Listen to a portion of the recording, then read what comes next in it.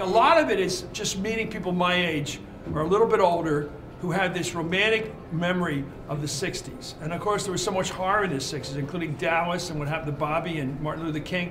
But there's this great romance about a time we were all united behind purpose.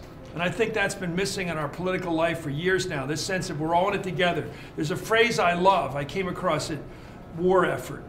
War effort is a word, if you talk to a person in their 20s today, they'll say, what's that mean?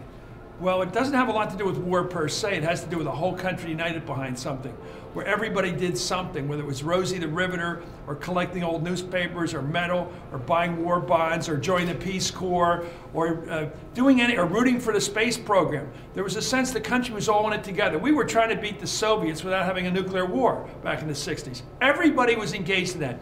Every single American wanted us to win the Cold War, survive it without a nuclear war, and yet not have the world turn communist. And so it was a united front, and people all had their roles to play in it, and we were rooting for our success, and every time we had a moonshot, everybody was watching. I don't think people know what that was like.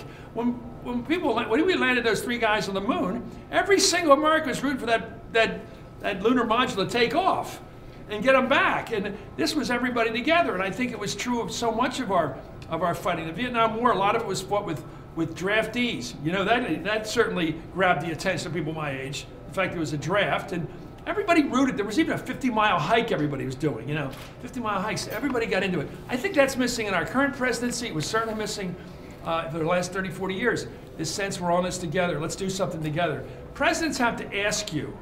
The biggest thing in politics is to ask.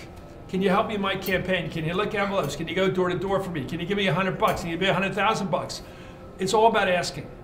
And to the extent a politician can ask, he wins favors, but more importantly, he wins allies. Because every time somebody does something for you, they become an ally. Are people... And I'm not sure this president, recent presidents quite get it.